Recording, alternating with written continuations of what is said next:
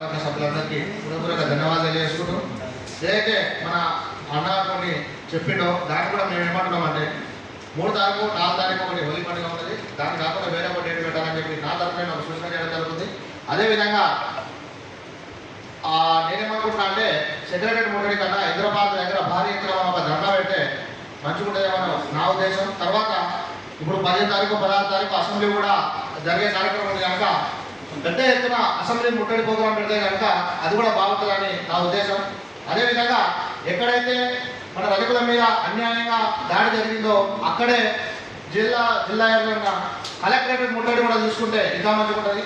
ఇంకో విషయం ఏంటంటే మీ ఏవైతే డిమాండ్లు ఉన్నాయో ఆ డిమాండ్లలో ఇంకో డిమాండ్ కూడా చేర్చండి. ఎందుకంటే ఎక్కడ చూసినా మన తెలంగాణలో మన ఆడపడుచుల మీద మన మీద దాడులు దౌర్జన్యాలు జరుగుతున్నాయి. దానికి ఒకటే కారణం, ఎందుకంటే మనకు అట్రాసిటీ చట్టం అనేది లేదు. ఈరోజు అట్రాసిటీ చట్టం అనేది ఉంటే ఈరోజు మనల్ని ముట్టుకొని కూడా భయపడతారు. అటు తక్కువ కులాల కన్నా అతి హీనంగా ఉన్నాయి. ఇప్పుడు సమాజంలో తెలంగాణ కాదు ఆంధ్రప్రదేశ్ మొత్తంలో అతి తక్కువ హీనంగా చూసిన జాతి ఏమైనా ఉన్నాయంటే మన రైతు జాతి. ఎందుకంటే మనము ఎప్పుడో మన పెద్దలు ఇచ్చిన వృత్తిని చేసుకొని సమాజానికి సేవ చేసే వృత్తిని చూసుకొని మనకు ఇప్పటికి చేసుకుంటూ వస్తున్నాం కనుక దయచేసి మీరు అందులో అట్రాసిటీ అనేది రజకులకు రావాలని చెప్పి ఒక డిమాండ్గా 6వ డిమాండ్గా చేస్తే కూడా బాగుంటుంది.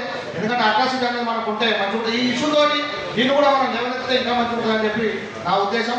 మీరు ఏ రోజు తీసుకున్నా ఏ పిలుపునిచ్చినా కూడా మా వంతు సహాయ సహకారాలు ఉంటాయని చెప్పి ఈ సభ తరఫున మీకు నేను తెలియజేసుకుంటూ జరుగుతుంది.